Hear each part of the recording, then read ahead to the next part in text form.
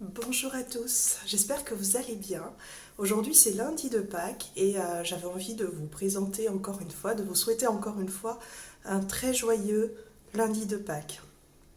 Le thème de cette vidéo est encore une fois particulier pour moi parce que ça me demande à chaque fois d'aller un peu plus loin dans dire les choses, dire qui je suis.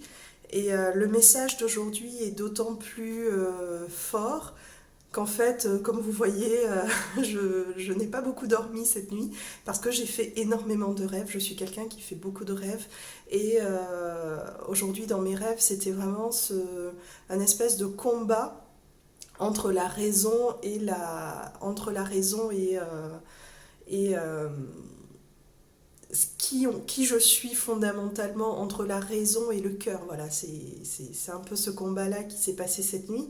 Et j'ai eu envie de vous faire cette vidéo parce qu'on traverse une période particulière de Covid-19, de confinement. Et je lis sur certains forums des personnes qui sont dans des situations juste impensables, inimaginables, qui traversent des grandes souffrances, qui sont enfermées avec des conjoints violents, qui sont enfermées, qui sont mamans célibataires ou papas célibataires et qui sont enfermées avec des enfants à plein temps, avec plusieurs casquettes. Des parents qui sont avec des enfants avec des troubles TDAH, des troubles du comportement, avec des personnes âgées. Enfin, vraiment, il y a tout un panel de situations juste autour de nous, juste à côté. Ça peut être le voisin d'à côté, la voisine d'à côté, la mamie d'à côté. Et dans cette situation, c'est justement faire la balance entre le cœur et la raison. C'est-à-dire, moi, hier, par exemple, je suis partie faire les courses et j'étais à pied. J'avais le caddie et j'avais un sac. Et c'était vraiment lourd, il faisait vraiment chaud. Et j'ai vu le regard de 5 hommes se détourner de moi. Et en fait, ça a été terrible. C'est pas parce que c'était des hommes, c'est juste parce qu'en tant qu'humain, on voit quelqu'un qui galère, mais on choisit de détourner le regard plutôt que de suivre ce qui est au fond de nous. Et dans la situation d'hier, par exemple, il y avait vraiment la possibilité de mettre en place des gestes barrières, de faire d'autres façons. Les personnes pouvaient mettre leur écharpe autour du caddie s'il fallait vraiment pas porter, ou soulager, ou voilà. Juste avant, j'avais fait le code de ma carte bleue, ça n'a absolument pas été, la petite palette n'a absolument pas été nettoyée. Depuis combien de jours, je sais pas. En tout cas, voilà, je suis pas non plus hyper aseptisée, et ces personnes non plus. Et c'est moi en tant qu'être humain, vous en tant qu'être humain, comment vous agissez, comment vous réagissez. Est-ce que la façon dont vous réagissez est en conformité et est complètement collée avec qui vous êtes? Et je pense que c'est vraiment une question fondamentale. C'est une question fondamentale. Moi, quand je pose la question aux gens autour de moi, comment tu vas?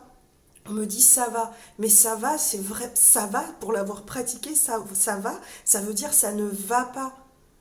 Et c'est comment tu te sens, comment tu vis telle chose. Il faut préciser les questions, il faut vraiment oser aller au-delà de ses propres peurs pour voir comment l'autre va. Euh, Moi, je sais que j'ai choisi en mon âme et conscience de faire des écarts au confinement parce qu'il y avait dans certains cas des situations qui étaient voilà, plus graves que ma personne. Il y avait des situations qui étaient beaucoup plus importantes à mon sens, et il y avait des personnes et des enfants qui étaient et un enfant qui était plus à risque que si je n'intervenais pas, si je ne faisais rien. Et du coup, voilà, j'ai levé le confinement, je fais quand même attention parce que j'ai moi aussi mes enfants et qui sont en contact avec leur père, et que voilà, il y a toute une chaîne comme ça, mais on fait attention. Mais par contre, pour moi, c'est la question fondamentale, c'est pendant cette période, qui êtes-vous? Vraiment, posez-vous cette question-là de qui êtes-vous? Qu'est-ce que vous voyez? Est-ce que vous êtes parmi ces gens qui passent leur temps à la fenêtre et à dire ah bah le voisin il sort trop machin? Et c'est pas que c'est mal, mais qu'est-ce que ça vous apporte à vous? Si le voisin il fait ça, qu'est-ce que vous pouvez faire à votre échelle? Moi c'est ça qui m'intéresse. C'est vous, qu'est-ce que vous feriez? C'est si je sais qu'il y a une mamie qui est toute seule, si je sais qu'il y a un papy qui est tout seul, si je sais que d'habitude il y a une dame qui reçoit plusieurs services sociaux ou d'assistance médicale qui passent, et que là je les vois de moins en moins, qu'est-ce que moi je choisis de faire? Et ça peut être juste un mot dans la boîte aux lettres, ça peut être vraiment un geste tout simple, mais qui êtes-vous et qu'est-ce que vous vivez et comment vous pouvez être en paix, en harmonie avec ce que vous êtes en train de vivre. Moi, c'est vraiment l'appel. C'est à un moment où, oui, on est dans une situation de confinement, mais on reste des êtres humains et je n'appelle pas au non-respect du confinement, c'est absolument pas mon propos. Je dis juste qui vous êtes, quelles sont vos valeurs, qu'est-ce qui est important pour vous, qu'est-ce qui est non négociable pour vous. Moi, un enfant en danger ou un enfant qui va mal, une maman, un papa qui va mal, parce qu'on parle très peu aussi de la situation des papas. On parle très peu des papas qui se retrouvent démunis, qui ont ce sentiment d'impuissance vis-à-vis de leur famille, à ne pas pouvoir les protéger, à ne pas pouvoir garantir un quotidien, à ne pas pouvoir protéger des peurs, des émotions. Voilà, il y a toutes ces situations-là. Qu'est-ce que moi, individuellement, je fais? Quelle est ma façon à moi de rester malgré la situation, malgré les interdictions, en harmonie avec moi-même, en paix avec moi-même. Moi, si je sors dans la rue et que je vois une scène, qu'est-ce que je réagis, comment je réagis par rapport à qui moi je suis. Et c'est ça finalement. Moi, je pense depuis le début du confinement à cette chanson de Jean-Jacques Goldman, qu'aurais-je fait en 17? Et c'est vraiment ça, c'est qu'aurais-je fait en 2020? Qu'aurais-je fait en 2020? Comment est-ce que j'aurais agi? Comment est-ce que j'aurais pu agir autrement? Et je dis pas ça pour culpabiliser, on fait tous avec les moyens qu'on a au moment où ça se passe. On fait tous ce truc-là. Mais si la situation se présente une fois, et si l'idée nous tourne dans la tête parce qu'on se dit on aurait pu faire autrement, ou on s'en veut, ou on se jette la pierre, on se juge, et bien à ce moment-là, c'est encore possible de changer les choses. Mais juste, moi, je vous invite à vous poser cette question de qui est-ce que je suis? Quelles sont mes valeurs? Quelles sont les situations qui me touchent? Pourquoi ces situations me touchent? Et comment faire pour sortir? Et surtout, euh, moi j'ai envie de donner un message particulier parce qu'on m'a posé la question de pourquoi je ne faisais pas des vidéos sophro pendant cette période-là. Et je me suis aussi posé la question parce que c'est aussi un questionnement qu'il est normal d'avoir et ma réponse en fait, et je pense qu'elle est fondamentalement en harmonie avec qui je suis, c'est que dans cette période-là, on est confronté à quelque chose qu'on n'a jamais connu. On est confronté à des parts de nous-mêmes qu'on n'a jamais connues. On est confronté à des parts de nos enfants, de nos familles qu'on n'a jamais connues. On est submergé. Pour moi, on est submergé d'infos. Moi, je passe énormément de temps à demander aux gens pitié. Arrêtez de m'envoyer des messages, des trucs, des machins, d'informations parce que je sature et que honnêtement, je m'en fous. Euh, mais dans cette situation-là, pour moi, en fonction de qui je suis, donner des billes ou des outils, c'est super. Et je connais des gens qui le font et je trouve qu'ils le font extrêmement bien parce que ça va avec qui ils sont. Mais moi, je pense à ces mamans, à ces papas, à ces familles qui sont dans un état d'implosion, qui sont épuisées. Et je me dis, est-ce que c'est finalement à ces personnes-là, est-ce que c'est juste de leur dire, bah, dans telle situation, tu peux faire tel geste, penser à ta respiration, te centrer, l'ancrage, le machin. Est-ce que ça, c'est juste pour moi? Et en fait, c'est pas juste parce que à un moment, ces personnes-là sont arrivées au bout de leurs ressources et sont arrivées au bout de ce qu'ils peuvent. Ça ne veut pas dire qu'ils n'ont pas les ressources, ça veut dire que juste à ce moment-là, ils ne peuvent plus les mobiliser. Ils ont besoin d'une aide extérieure. Et l'aide extérieure, c'est ce dont je parle en début de cette vidéo, c'est vraiment la personne ressource, la personne qui va venir de l'extérieur juste pour donner un coup de main, juste pour aider, juste pour soulager, pour dire je suis là, même si c'est pas grand chose, je suis là. Et demander à quelqu'un qui est en détresse de dire bah tu m'as pas demandé, je trouve ça terrible. Parce que demander, c'est quelque chose qu'on ne nous a pas appris à faire. Et demander demande une énergie, demande une force, demande une humilité que parfois, quand on est dans des situations difficiles, on n'a pas, on ne peut pas, c'est trop dur. Par contre, de venir vers la personne et de dire, ben voilà, je suis là, je peux faire ça pour toi, même si c'est pas grand-chose. Hier, je faisais mon heure de marche et j'ai croisé une dame avec sa fille qui devait avoir dans les 10 ans et qui faisait le tour des maisons à vélo pour distribuer aux personnes âgées des petites courses qu'elles avaient fait pour les personnes âgées pour leur éviter de sortir.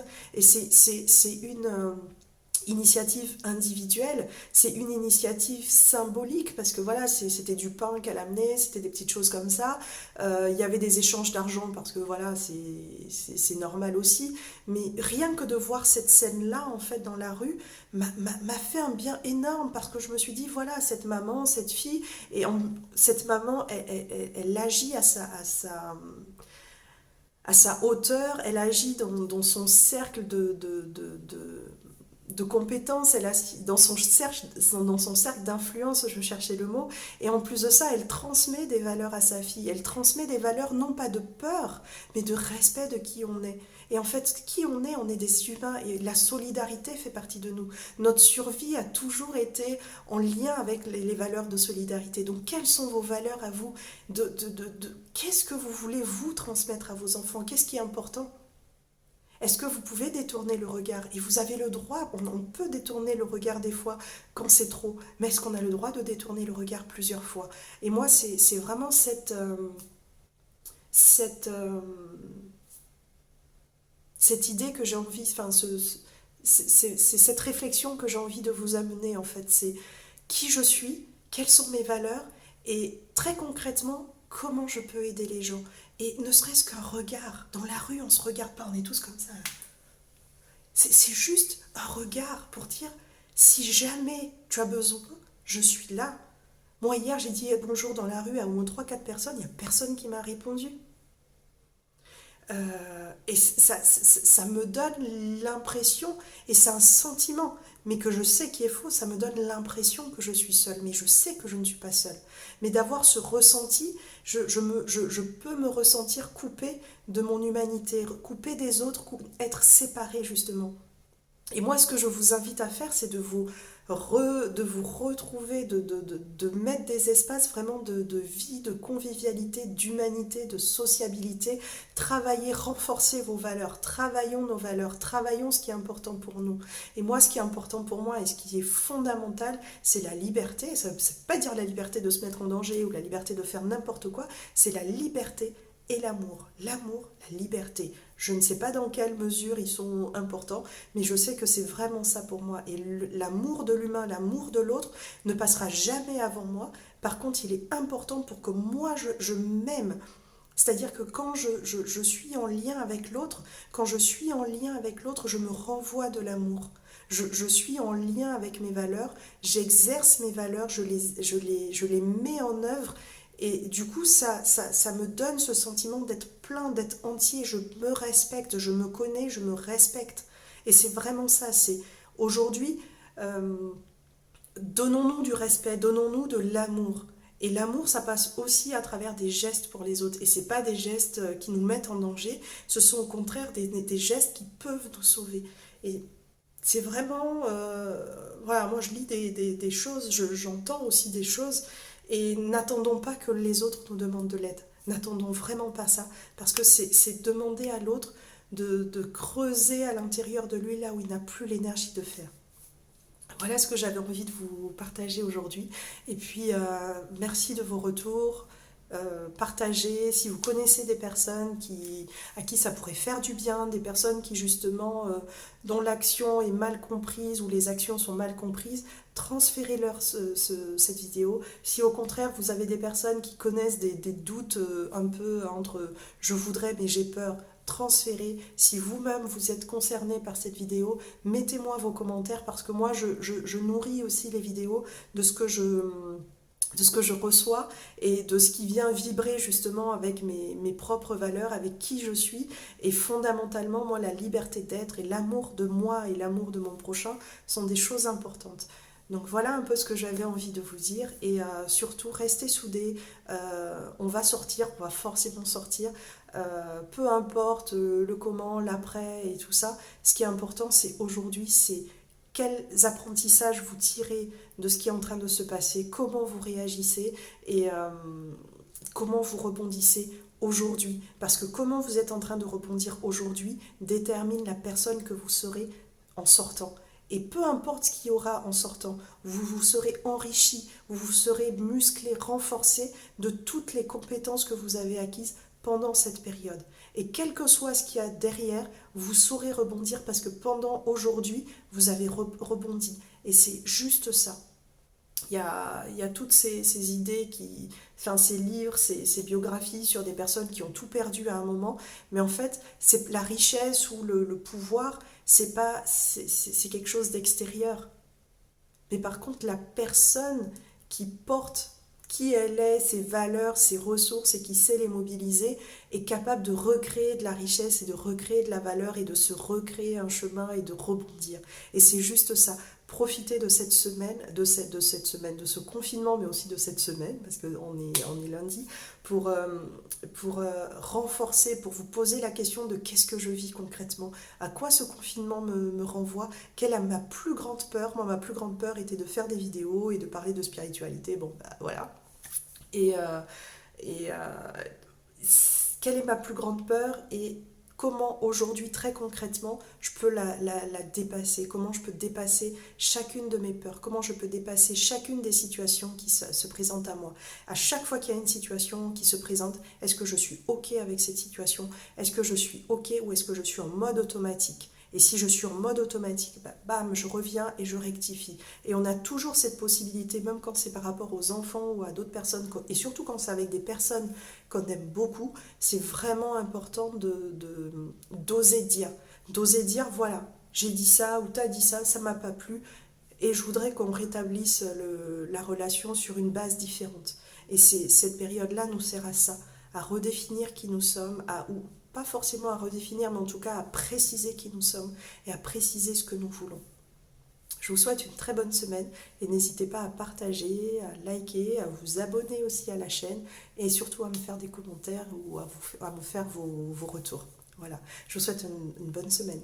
À très bientôt.